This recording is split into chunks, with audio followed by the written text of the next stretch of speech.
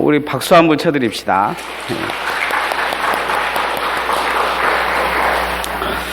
오늘은 어린이주일이라 유아 세례를 이렇게 베풀었습니다. 매년 이렇게 유아 세례를 저희들이 또 베풀 수 있는 것이 교회 은혜인 것 같아요.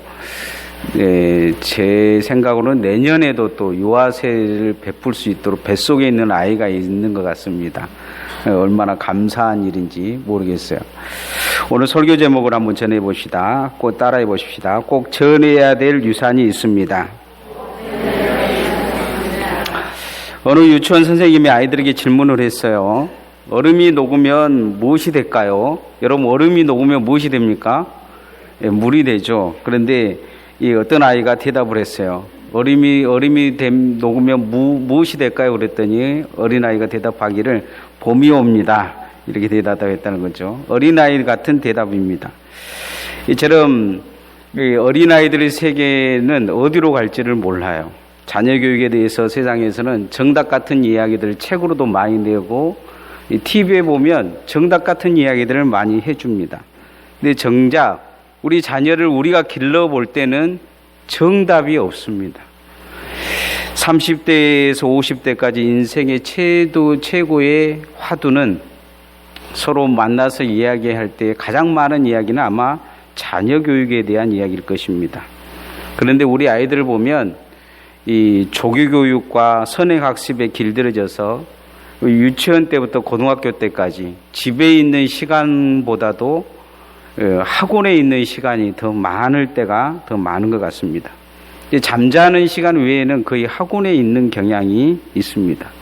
시험 기간이 되면 우리 아이들도 보면 주일날이고 주일날은 이제 오전에 예배 드리고 오후에는 어디 가냐 그랬더니 학원에 간다고 하면서 학원에 가는 모습을 볼 수가 있었습니다. 그러다 보니 아이가 바른 인격으로 성장하고 있는지 믿음 생활은 제대로 하고 있는지 이렇게 관심 밖에 학원에다가 그냥 맡겨서 길러버리는 상황이 지금 되어져 가고 있습니다. 아프리카 속담에 한 아이를 기르려면 온 마을에 관심이 필요하다 이런 말이 있습니다. 그만큼 자녀 교육은 모든 사람들이 힘써야 된다는 이야기입니다. 세상 모든 사람들이 다 그러겠지만은요, 우리가 하나님 앞에서 절대적으로 도우심이 필요하다고 요구되어지는 것은 무엇이냐? 자녀 교육입니다. 아무리 능력 있고 권세 있고 세상에 돈 많은 부모일지라도 하나님의 도우심이 필요 없는 부모는 없을 것입니다. 우리는 그런데 우리가 어떻게 하나님의 도우심을 받을 수 있도록 만들어줄 수가 없습니다. 다만 우리 자녀를 어떻게 만들어줄 수 있느냐? 하나님의 도우심을 받고 살도록 인도해 줄 수는 있습니다. 이게 부모가 해줄 수 있는 인생에서 최고의 선물이요 최선이 아닐까 생각해 봅니다. 그래서 꼭 물려줘야 될 유산이 있는데 그건 무엇이냐? 바로 믿음입니다. 하나님 앞에 바른 신앙을 갖게 해서 그들에게 하나님이 하나님 되게 해주는 것입니다. 여러분의 자녀에게 하나님이 하나님 되어지기를 소원합니다. 그러기 위해서 첫 번째 오늘 성경 말씀에 이 요한 사도는 자기 자신은 보았고 보여줬다 이렇게 말하고 있습니다. 우리도 하나님을 본 것처럼 우리 믿음을 가지고 있는 것처럼 우리 삶에서 또한 보여주는 신앙이 필요합니다. 따라해 봅시다. 보여주어야 합니다. 타잔이라는 영화나 어려서 읽었던 정금북이라는 이 동화책 속에 보면 이 늑대가 키운 아이가 나옵니다. 그런데 실질적으로 1920년에 인도에서 늑대가 키운 자매를 발견합니다. 이 자매를 발견했을 때 한 7살 정도 됐는데요. 첫째는 아말라와 둘째는 카마라라는 아이였습니다. 말을 전혀 알아듣지 못하고 밤에는 그냥 늑대 소리만 내는 것입니다. 그런데 이 첫째 아말라는 적응하지 못하고 이 며칠 있다가 죽어버립니다. 둘째 카말라는 10년을 더 살았는데 인간의 말을 배우지 못하고 17살에 죽었다고 합니다. 적응을 못하고 죽은 것이죠. 교육학자들은 이 이후로 한 가지 뚜렷한 것을 경험하게 되는데 그 다음에 연구하면서 그들이 결론을 내린 것은 뭐냐? 인간은 어떻게 인간답게 만들어지느냐? 교육을 통해서 만들어진다는 것입니다. 어떤 교육이냐? 선행학습이라고 이야기하는데요. 그 부모에 대한 모습을 보고 인간이 되어진다는 거죠. 이 사회에 적응을 하면서 이제 사회를 통해서 사회 선행학습을 통해서 또 인간화 되어져 간다 이야기하고 있습니다. 부모가 없다면 부모가 없다면 그를 기르는 사람들이 없다면 인간은 인간 되어지지 못한다는 이야기입니다. 아이는 부모의 등을 보고 자란다는 말이 있습니다. 부모가 가는 길을 따라간다는 이야기입니다. 아이들의 입맛도 마찬가지입니다. 부모의 입맛에 맞춰서 아이들이 거의 길러집니다. 그래서 부모가 싫어한 것은 아이들도 싫어하고 부모가 좋아한 것은 아이들이 좋아하는 것을 볼 수가 있습니다. 나이 들어가면서 좀 입맛이 바뀌긴 하는데 어린아이들의 입맛은 거의 부모들의 입맛과 거의 일치하는 모습을 보여줍니다. 제 아들 이 첫째가 이제 어려서 둘째가 같이 연년생으로 나다 보니까 첫째를 한 1년간 어머니 집에 맡겨놓은 적이 있습니다. 1년 후에 아들을 이렇게 집에 데려왔는데 이 입맛이 할머니 입맛에 맞춰져 있는 거예요. 꼬맹이가 이 꼬막을 너무 좋아하는 거죠. 이 조개류도 좋아해요. 지금도 보면 그 집에다가 이 꼬막이나 조개를 삶으면 아무도 없을 때 혼자 다 까먹어 버릴 때가 있어요. 아주 어린아이 이제가 3살 배기 4살 배기가 안 됐는데 그렇게 생김치를 그냥 반찬 없이도 그냥 계속 먹더라고요. 이게 이제 할머니 입맛에 완전히 길들여져 버린 것을 볼 수가 있습니다. 이처럼 누구와 사냐에 따라서 성향과 특징이 결정되어 버립니다. 신앙도 마찬가지죠. 부모님의 신앙이 어쩌냐에 따라서 자녀들의 신앙이 결정되어 버립니다. 기도하는 모습, 예배하는 태도, 하나님의 말씀을 바라보는 태도가 결정되어져 버린다는 것을 볼 수가 있습니다. 부모가 가르치지는 않았는데 왜 그렇게 결정이 되어지느냐? 바라보는 신앙으로 성장했기 때문입니다. 내 뒤에 내 자녀가 있다는 것을 늘 잊어버리면 안 됩니다. 나중에 자녀들이 주의를 안 지킨다고 고민을 하는 성도들 보면 분명히 그 부모는 그렇게 살았을 가능성이 있습니다. 나는 기도하지 않아도 내 자녀는 기도하기를 원한다. 그것은 불가능합니다. 왜냐하면 기도하지 않는 삶의 신앙을 자녀는 보고 자랐을 거기 때문입니다. 성경은 사도 요한이 고백하기를 자신은 예수님을 보고 성장한 사람이다. 예수님의 말씀을 듣고 성장한 사람이다. 나는 예수의 사람이요. 그 예수의 사람을 지금 전했다. 이렇게 말하고 있는 걸 볼 수가 있습니다. 예수님이 왜 사도 요한이 이런 고백을 하게 할 수가 있었느냐? 예수님은 함께 계시면서 만지게 하셨고 보여주셨기 때문입니다. 오늘 1절, 2절 말씀을 한번 같이 읽어보십시다. 시작. 태초부터 있는 생명의 말씀에 관하여는 우리가 들은 바요, 눈으로 본 바요, 자세히 보고 우리의 손으로 만진 바라. 이 생명이 나타내신 바 된지라. 이 영원한 생명을 우리가 보았고 증언하여 너에게 전하노니 이는 아버지와 함께 계시다가 우리에게 나타내신 바 된 이시니라. 예수님에 대해서 설명하는데 어떻게 설명을 하고 있느냐? 보았다는 거죠. 그리고 만져봤다는 것입니다. 들어봤다는 것이죠.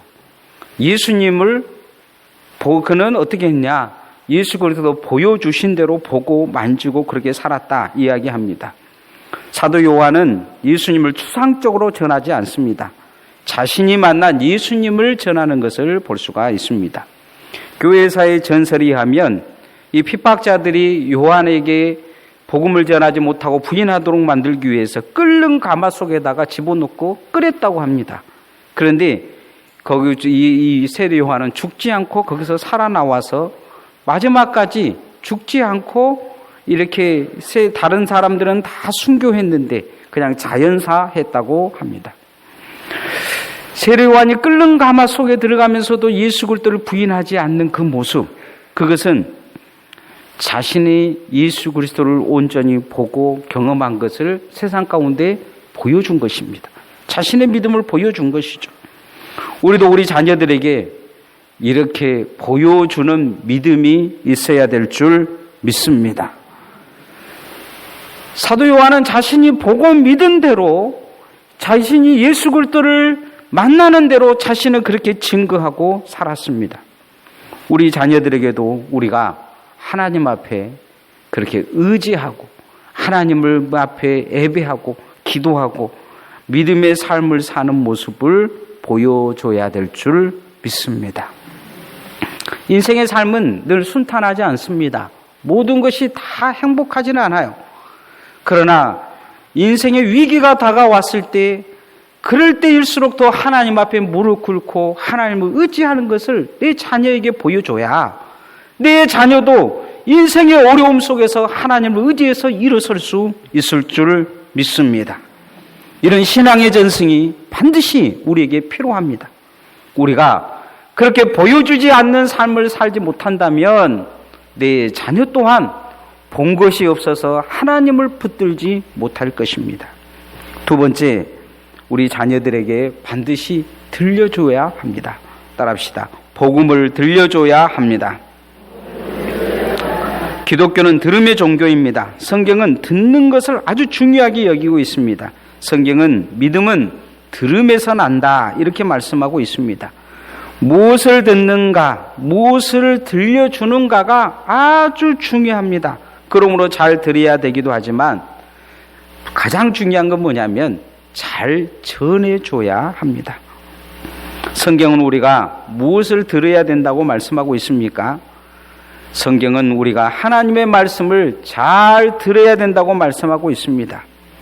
들음은 믿음으로 바뀌기 때문입니다. 들음은 불신으로도 바뀌기도 합니다. 제가 목회를 시작한 지 얼마 안 돼서 어머니께서 이 어머니 그 형제들을 만났을 때 잘 이렇게 복음을 전하셨습니다. 교회에 다녀야 되지 않겠느냐 그러면서 다른 사람들이 확신이 없으니 꼭 전하신 말씀이 있었어요. 어머니가 암 말기에서 기적적으로 하나님의 은혜로 고침을 받으셨어요. 누구도 부인할 수 없는 거죠. 멀리 있는 사람들은 부인해도 어머니 형제들이야 형제니까 부인할 수가 없는 것이죠. 그 이야기를 하면 다른 말들에 대해서는 다 반발하고 하지만 꿀먹은 벙어리처럼 다 입을 다무셨어요. 왜냐하면 죽었다가 살아나셨기 때문이죠. 애가 타셨는지 늘 간절하게 교회 다니라고 했는데 시간이 많이 지나고 나니까 나중에 지금 이렇게 이제 그분들의 삶을 보면 다 교회 다니신 걸 봅니다. 그분들만 교회를 다니셨느냐? 그분들 자녀들도 이 사촌들도 다 교회 다니는 모습을 볼 수가 있습니다. 이유는 뭐냐? 전해준 이 복음이 강력했기 때문입니다. 부정할 수가 없었던 것이죠. 사도 요한은 더 강력한 복음을 우리에게 전하고 있습니다. 그는 예수님과 함께 있었다는 것입니다. 그가 살았던 1세기 초 그의 말은 증언과 같았을 것입니다. 그는 자신이 증언자다 이렇게 합니다. 누구도 그가 전한 말에 대해서 거짓말이라고 말할 수 없을 것입니다. 왜냐하면 그는 예수님과 함께 동행했으며 예수 그리스도의 십자가 앞에 있었던 제자였기 때문입니다. 오늘 3절 4절 말씀 한번 같이 읽어보십시다. 시작. 우리가 보고 들은 바를 너에게도 전함은 너희로 우리와 사귐이 있게 하려 함이니 우리의 사귐은 아버지와 그의 아들 예수 그리스도와 더불어 누림이라. 우리가 이것을 쓰면 우리의 기쁨이 충만하게 하려 함이라. 사도 요한은 자신이 예수 그리스도를 믿음으로 어떤 사람이냐? 행복한 자인데 이 행복함을 전하기 위해서 자기가 전한다. 너희들에게 기쁨이 충만하게 하려고 이 복음을 전한다. 이렇게 말하고 있습니다. 들려주는 것입니다. 복음을 믿으면 영원한 천국이 너희들에게 주어질 것이다. 이렇게 들려지는 것이죠. 신앙에 가장 영향력을 미치는 사람이 누구냐? 부모입니다. 부모가 행복한 신앙생활을 하지 못한다면 아무도 그 신앙을 따라가려고 하지는 않을 것입니다. 그렇게 고난스럽고 그렇게 불편하고 그렇게 불행한 신앙생활을 왜 하려고 하냐? 이렇게 자녀들은 속으로 생각할 가능성이 많습니다. 우리가 신앙생활을 어떻게 해야 되냐? 행복한 소리로 들리게 만들어줘야 될 줄 믿습니다. 내 자녀가 하나님을 만나는 것이 행복한 것이요, 하나님께 기도하는 것이 행복한 것이요, 하나님께 예배하는 것이 행복한 것으로 그 영혼 속에 들려주는 성도들 되어지기를 소원합니다. 하숫물에 버려진 이 모세가 애굽의 왕자를 버리고 하나님을 선택했을 수 있었던 것은 그의 어머니가 왕자의 삶보다 하나님의 백성의 삶이 우선이라고 가르쳐줬기 때문입니다.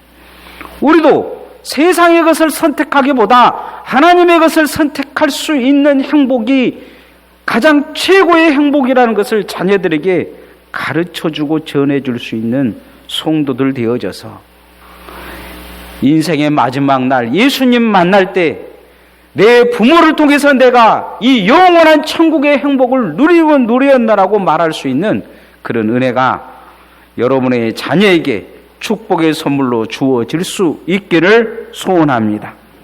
마지막 세 번째, 인생의 빛을 선물해 줘야 됩니다. 따라합시다. 인생의 빛을 선물해 줍시다. 오늘 만약에 태양이 없어져 버린다면 어쩌겠습니까? 빛이 없어져 온다면 아마 오늘 성찬도 제대로 하지도 못할 것이고 집에 돌아가지 못할 것입니다. 빛이라는 것은 우리가 존재하는 이유를 가져다 줄 때가 많습니다. 사도 요한은 우리가 알고 있는 일상적인 빛이 아닌 다른 빛을 이야기하고 있습니다. 미국 선교사가 인도 거리에서 구걸하고 앞을 보지 못한 시각장애인을 만났는데 선교사는 그 시각장애인을 데려다가 검사를 해보니까 이 수술을 하면 눈을 뜰 수 있는 거예요. 그래서 그 사실을 가르쳐 줬어요. 내가 수술을 해서 수술을 해줄 테니까 수술을 합시다. 이 맹인이 걱정스러운 게 한 가지 있어요. 눈을 뜨면 계속 구걸은 할 수는 있습니까? 시각장애인이 그런 거예요. 이 선교사님, 아니 눈을 떴는데 뭐하러 구걸을 해요? 열심히 일을 해서 돈을 벌어서 집도 사고 장가도 하고 가고 그래야죠. 그러니까 이 맹인이 하는 말이, 저는 구걸한 일이 못한다면 눈 안 뜰랍니다 하고 이 수술학을 포기하더라는 거죠. 이 맹인은 빛을 경험하지 못했기 때문에 어둠을 벗어나면 먹고 사는 것이 문제이고 굶어 죽을 거라고 생각하는 경향이 있어서 결국 눈 뜨는 것을 포기한 것입니다. 우리의 자녀들이 하나님을 빛으로 삼지 못한다면 기도하는 것이 망하는 것처럼 보일 것이요, 예배드리는 것이 망한 것처럼 보일 것이요, 신앙생활 하는 것이 망한 것처럼 보일 가능성이 많습니다. 영적 어둠, 이 어둠에서는 하나님을 만날 수가 없습니다. 우리 자녀들이 이 영적 어둠에서 벗어나게 해줘야 될 줄 믿습니다. 오늘 5절에서 7절 말씀 같이 한번 읽어보십시다. 우리가 그에게서 듣고 너에게서 전한 소식은 이것이니 곧 하나님은 빛이시라. 그에게는 어둠이 조금도 없으시다는 것이니라. 만일 우리가 하나님과 사귐이 있다 하고 어둠에 행하면 거짓말을 하고 진리를 행하지 아니하거니와 그가 빛 가운데 계신 것 같이 우리도 빛 가운데 행하면 우리가 서로 사귐이 있고 그 아들 예수의 피가 우리를 모든 죄에서 깨끗하게 하실 것이요. 성도가 하나님을 빛으로 사는 삶이 얼마나 중요한지 오늘 말씀하고 있습니다. 하나님 빛으로 삼아야 어둠과 죄와 거짓이 물러가고 진리 속에 살 수 있다는 것입니다. 주님과 깊은 사귐이 있다고 있을 수 있다는 것이죠. 예수님의 속죄의 피가 그의 삶에서 영향을 미쳐 모든 죄에 깨끗하게 할 수 있다, 이렇게 이야기합니다. 하나님이 빛이 되어줘야 된다는 거죠. 하나님이 인생의 빛이 되어진다는 것은 다른 말로 말하면 하나님이 하나님 되어진다는 말씀입니다. 이 하나님이 하나님 되게 하라. 이 말씀은 종교개혁자 루터가 한 말입니다. 다시 말하면 빛을 못 보는 소경에게 빛이 되게 해준다는 것이죠. 소경에게 빛은 빛이 아닙니다. 왜냐하면 보지 못하기 때문이죠. 그러나 소경이 눈을 뜨면 빛이 되어집니다. 우리 아이들에게 하나님이 하나님 되어진 게 얼마나 중요하냐. 그들이 교회 왔다 그래서 다 하나님이 하나님이냐? 그렇지 않아요. 예배 드린다고 해서 하나님이 하나님이냐? 그렇지 않다는 거죠. 하나님이 그들의 인생의 구원자요, 어려울 때 그들을 붙드는 자요, 예수 그리스도를 통해서 그들의 죄가 사해지며 영생을 얻는 그 영원한 아버지 하나님 되어질 줄 믿습니다. 부모는 아이를 영적 어둠에서 건질 수 있는 힘이 없습니다. 그러나 아이를 빛으로 인도할 수 있는 동역자는 될 수 있습니다. 그 빛 대신 예수 그리스도, 우리 영원하신 하나님 앞에 여러분의 자녀가 한 걸음씩 여러분의 손을 잡고 인도받는 삶이 있기를 소원합니다. 이제 말씀의 결론을 맺으면 우리가 남겨줘야 될, 꼭 전해져야 될 유산이 있습니다. 그런데 어떻게 전해줄 수 있느냐? 부모는 말로 가르치는 게 아니고 보여줘야 전해지는 보여줌의 삶의 표본입니다. 우리는 보여줘야 될 것입니다. 두 번째, 들려줘야 될 것입니다. 내가 경험한 하나님, 내가 믿는 하나님, 그 하나님을 들려줌을 통해서 내 자녀가 평생 그 하나님의 말씀을 붙들고 사는 은혜가 있기를 소원합니다. 우리 아이들이 하나님을 빛으로 받아들이는, 하나님의 빛이 세계로 들어올 수 있는 그런 인도의 삶을 사는, 그런 삶을 살 수 있도록 인생의 빛을 선물해 주는 영적 부모가 다 되어지시기를 소원합니다. 이 시간 찬양하고 승찬하겠습니다.